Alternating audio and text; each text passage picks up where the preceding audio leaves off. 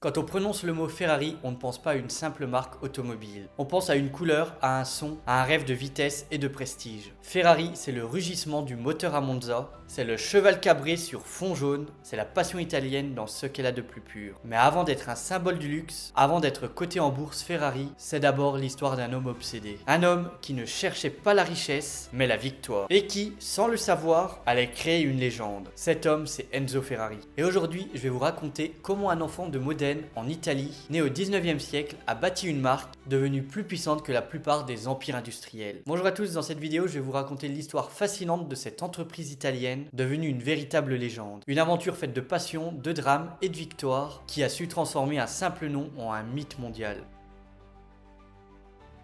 Enzo Ferrari naît en 1898 à Modène, au nord de l'Italie. Son père tient un petit atelier de mécanique et très tôt, Enzo découvre les moteurs, la vitesse et les voitures de course. Mais sa jeunesse est marquée par des drames. Il perd son père et son frère pendant la Première Guerre mondiale suite à une grippe lors d'une forte épidémie. Et à son retour, malade, il se retrouve seul, sans argent, mais avec une idée fixe: devenir pilote automobile. Dans les années 1920, il court pour plusieurs écuries italiennes avant d'être repéré par Alfa Romeo. Alfa Romeo, c'est la marque de prestige à l'époque. C'est là qu'il commence à se faire un nom, pas tant comme pilote, mais comme manager et stratège. Parce que Enzo comprend vite une chose: pour gagner, il faut plus qu'un bon volant. Il faut une organisation, une équipe et une machine de guerre technique. En 1929, il fonde la Scuderia Ferrari, à l'origine une simple écurie privée soutenue par Alfa Romeo. La Scuderia signifie littéralement écurie. Et le mot prendra tout son sens. Sous son emblème, un cheval cabré noir sur fond jaune, un symbole offert par la mère d'un aviateur italien,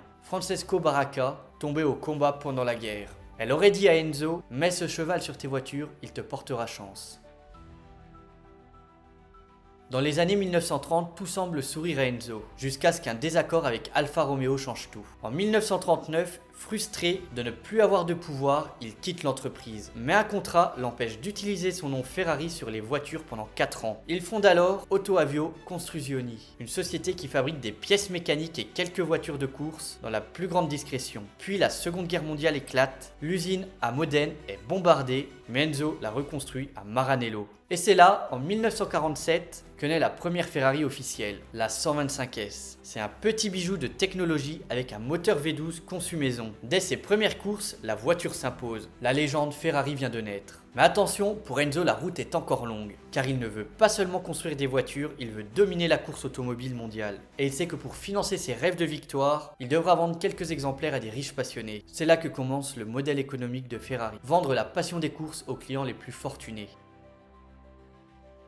Les années 1950 propulsent Ferrari au sommet du monde automobile. Victoire aux 24 heures du Mans, titre en Formule 1, les plus grands pilotes veulent courir pour la Scuderia. Ferrari devient le symbole de la performance italienne, le triomphe de la mécanique sur la matière. Mais les derniers trophées, Enzo les vit dans la douleur. Son fils Dino, atteint d'une maladie génétique, meurt en 1956 à seulement 24 ans. Hélas, le choc absolu, Enzo s'enferme dans son bureau et ne sera plus jamais le même. Il dira plus tard: tout ce que je fais désormais, c'est en mémoire de mon fils. Cette période, c'est aussi celle des drames sur la piste. Les années 50-60 sont meurtrières pour les pilotes. Les accidents sont nombreux, les voitures rapides, la sécurité quasi inexistante. Chaque victoire est payée au prix du sang. Et pourtant, Ferrari continue de grandir. Ses voitures dominent les circuits, mais aussi la route. Les 250 GTO, 275 GTB, Daytona deviennent des icônes. Elles incarnent un style, une philosophie, la beauté au service de la puissance. Mais en coulisses, Enzo Ferrari est un patron redouté. Autoritaire, parfois cruel, il divise ses équipes, teste la loyauté de ses ingénieurs, il manipule la compétition interne pour pousser à l'excellence. Certains l'admirent et d'autres le fuient. En 1961, la pression interne atteint son paroxysme. Plusieurs ingénieurs quittent Ferrari après une violente dispute, et l'année suivante, un certain Ferruccio Lamborghini, client mécontent, décide lui aussi de défier Enzo, en fondant sa propre marque de voitures de sport. Une querelle d'ego devenue légendaire, et le début d'une rivalité éternelle entre Ferrari et Lamborghini. Au début des années 1960, Ferrari est au sommet du sport automobile, mais la domination a un coût. les finances de l'entreprise sont fragiles, chaque victoire coûte une fortune, et Enzo refuse tout compromis sur la qualité. C'est là qu'entre en scène un géant américain, Ford. En 1963, le constructeur américain veut racheter Ferrari. Henry Ford propose un accord colossal, de l'argent, de la technologie et la promesse d'un empire mondial. Mais au dernier moment, Enzo rompt les négociations. Il refuse qu'on touche à la Scuderia et à son indépendance. Humilié, Henry Ford décide de se venger. Il lance un projet titanesque, battre Ferrari sur son propre terrain, les 24 heures du Mans. Et 3 ans plus tard, en 1966, Ford triomphe avec la GT40, mettant fin à la suprématie italienne. C'est une guerre d'ego devenue une légende dans le sport automobile. Après ce revers, Enzo comprend qu'il doit renforcer la structure financière de son entreprise. En 1969, il cède 50% du capital à Fiat.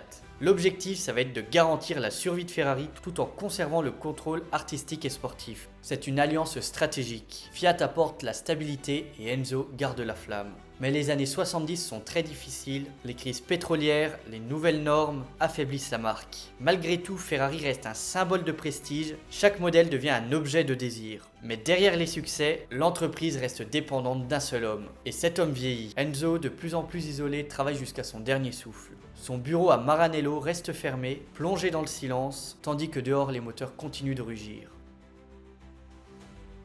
Le 14 août 1988, Enzo Ferrari s'éteint à 90 ans, discrètement et sans cérémonie publique. L'homme qui haïssait les projecteurs quitte le monde dans le plus grand calme. Sa disparition marque la fin d'une époque, mais elle pose une question: comment faire vivre Ferrari sans Ferrari? Fiat prend alors le contrôle majoritaire, mais la mission est délicate. Préserver l'âme d'Enzo tout en adaptant la marque à une nouvelle ère. Car Ferrari n'est plus seulement une entreprise automobile, c'est un symbole national, un mythe vivant, une religion mécanique. Les succès d'Enzo, de Luca Di Montezemolo à Jean Todt, vont comprendre une chose essentielle. Pour faire perdurer la légende, il faut transformer Ferrari sans la trahir.